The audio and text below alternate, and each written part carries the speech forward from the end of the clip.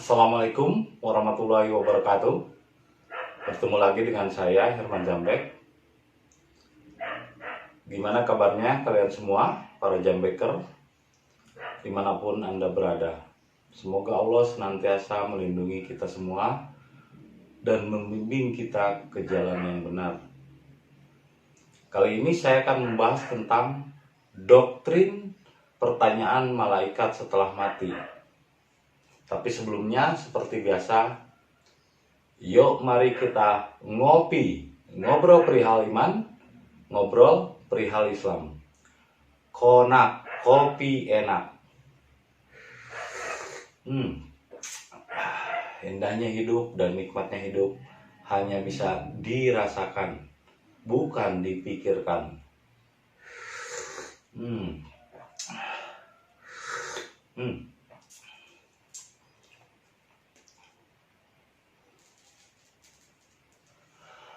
Jadi ini sudah mengakar dan sudah mendarah daging, menjadi suatu kemelekatan yang susah dipisahkan.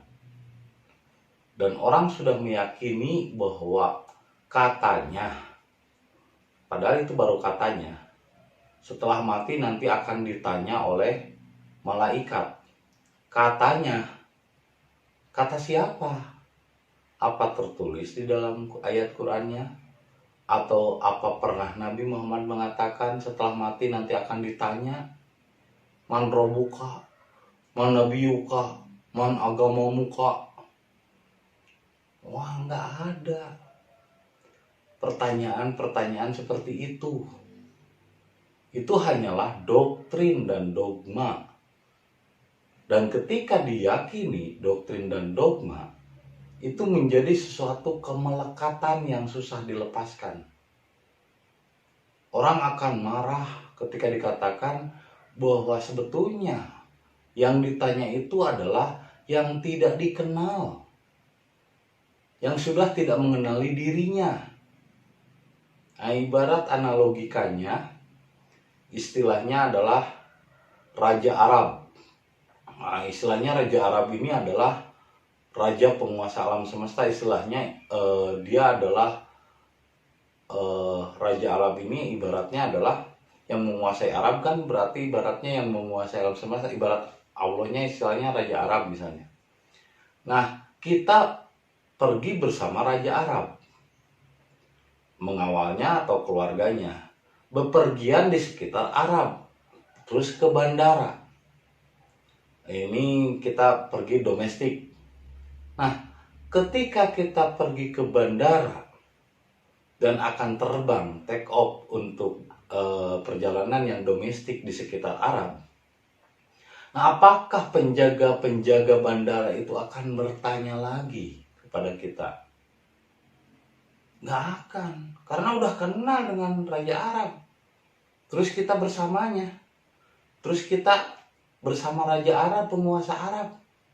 Yang akan ditanya sama penjaganya, penjaga bandara, ya udah lewat aja. Apalagi kita nggak bawa barang apa-apa. Meskipun kita tidak bersama dengan Raja Arab, meskipun kita sendirian datang ke bandara, tapi kalau kita tidak membawa apa-apa, itu tidak akan ditanya macam-macam sama penjaga bandara. Karena apa? Karena kita tidak bawa apa-apa, tidak bawa sesuatu yang mencurigakan. Nah, kita itu lahir dari Allah nggak membawa apa-apa, nggak membawa pemahaman, nggak membawa paradigma, nggak membawa pemikiran, nggak membawa doktrin, begini begitu, Islam itu harus begini harus begitu. Nggak membawa semua itu. Kita lahir dengan cinta kasih, kita lahir dengan kasih sayang. Kita lahir itu, kita dilahirkan pun asalnya dari ibu dan bapak yang saling mengasihi, kasih sayang, cinta. Manusia lahir itu karena cinta. Begitupun Allah menciptakan alam semesta itu karena cinta, nggak membawa apa-apa. Orang kulit negro ketemu orang kulit putih, meskipun beda agama dan beda bangsa, juga beda warna kulitnya, itu ketika bayi dia akan penuh kasih sayang, berteman saja. Tapi ketika tumbuh besar, diajarkan doktrin-doktrin, dogma-dogma agama, begini dan begitu, kulit hitam, kulit putih, agama ini, agama itu. Jadilah manusia saling membenci. Berarti kebencian itu diajarkan oleh manusia, bukan oleh Tuhan. Tuhan tidak pernah mengajarkan kebencian. Nabi-nabi pun tidak pernah mengajarkan kebencian. Kebencian itu diajarkan oleh manusia yang mengatasnamakan agama, yang mengatasnamakan Tuhan. Lalu mereka membuat doktrin-doktrin. Oh, di akhirat nanti setelah mati akan ditanya oleh malaikat. Lah, kita bersama Raja, kita bersama Allahnya, masa akan ditanya sama malaikat? Nggak akan ditanya, apalagi kalau kita meninggalnya seperti lahir, tidak membawa apa-apa. Ini kan setelah meninggal, yang ditanya itu ketika meninggal, dia bawa kebencian, dia bawa perbedaan, beda agama, beda keyakinan, benci. Nah, itu pasti akan ditanya sama malaikat. Karena malaikat udah nggak kenal lagi, asalnya dari Allah kok balik lagi pengen ke surga. Ini sudah salah tujuan.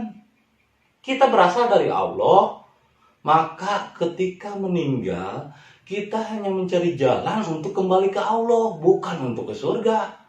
Kalau kita asalnya dari Allah, terus kalau meninggal pengen ke surga, artinya surga lebih besar dari Allah. Karena Allah yang menciptakan surga, kan manusia sendiri yang menciptakan surga dan neraka di dalam dirinya, bukan Allah. Kalau kita lahir dari Allah kok kembali pengen ke surga, ini udah salah tujuan. Maka wajar kalau pas mati ditanya sama malaikat, karena dia sudah tidak mengenali dirinya. Karena dia sudah tidak mengenali dari mana ia berasal. Dia berasal dari Allah, ya harus kembali kepada Allah, bukan mencari surga. Kok ini setelah lahir dijejali agama kok malah bercita-cita pengen masuk surga? Ini apa-apaan? Ini doktrin, suatu hal yang membuat manusia menjadi kerdil. Bahkan menganalogikan malaikat itu seperti manusia, pakai nanya-nanya segala. Memangnya ujian, tong? Pakai ditanya-tanya. Ini kan bukan tentang itu. Malaikat itu malah sujud kepada manusia. Ketika Allah hendak menciptakan sesuatu yang baru, yaitu Adam, wa nafakhar ruh, dan ditiupkanlah ruh ke dalam rahim, itulah Adam, yaitu jiwa, ruh. Maka Allah memerintahkan malaikat untuk sujud. Ya, malaikat aja sujud kepada manusia, gimana mau nanya? Jadi malaikat bertanya itu kepada orang yang tidak kenal kepada dirinya sendiri, yang tidak kenal kepada Allah. Nah, kalau kita kembali kepada Allah dan selalu hidup kita berserta Allah, masa ditanya sama malaikat? Mau tanya apa? Orang malaikat aja disuruh sujud kepada Adam. Manusia itu disuruh, malaikat itu disuruh sujud kepada Adam, bukan bertanya macam-macam kepada manusia. Nah, lalu manusia yang ditanya oleh malaikat adalah manusia yang sudah tidak mengenali dirinya, manusia yang sudah jauh dari Allah, manusia yang tidak Islam tapi berkuar-kuar ngakunya Islam. Islam itu berserah diri kepada Allah. Dan kalau kita berserah diri kepada Allah, maka dalam hidup kita disertai Allah. Allah menyertai kita. Allah turun kepada manusia, menjelma, menyatu dengan manusia, tapi Allah tetap Allah. Manusia bisa naik dan menyatu dengan Sang Holi, karena Allah itu ahad, meliputi di dalam dan di luar, di dalam diri yang paling dalam dan di luar diri yang paling luar. Karena Allah bukanlah benda, Allah itu adalah daya, Allah itu adalah satu kesatuan dengan seluruh ciptaannya. Tapi Allah tetap Allah, manusia tetap manusia. Meskipun manusia dijelmai oleh Allah, manusia tetap manusia, Allah tetap Allah. Tapi kalau kita udah meliputi bersamanya, masa malaikat masih nanya? Pas sudah meninggal masih ditanya sama malaikat, man rabbuka? Lah, itu mah pertanyaan bodoh. Nggak ada doktrin-doktrin seperti itu.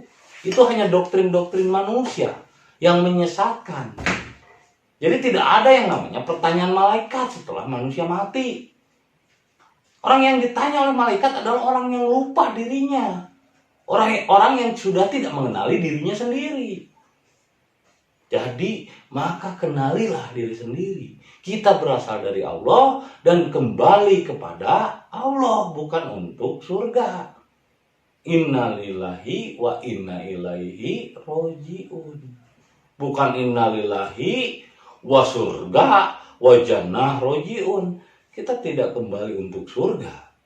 Kita kembali ke jalan Allah, kembali ke Allah. Innalillahi wa inna ilaihi roji'un. Dengan cara apa? Dengan cara berserah diri. Bahasa Arabnya Islam, bahasa Sundanya Dharma, bahasa Inggrisnya surrender. Jadi karena hanya Islamlah jalan untuk kembali kepada Allah. Terima kasih, meskipun video ini sangat singkat, semoga dapat menjadi hidayah dan inspirasi bagi kita semua. Bahwa tidak ada pertanyaan malaikat, justru malaikat sujud kepada Adam. Jadi tidak mungkin malaikat berani bertanya kepada manusia. Manusia yang bagaimana? Yaitu manusia sejati yang mengenali diri dan kembali kepada Allah dengan Islam. Islamlah hanya kepada Allah. Assalamualaikum warahmatullahi wabarakatuh.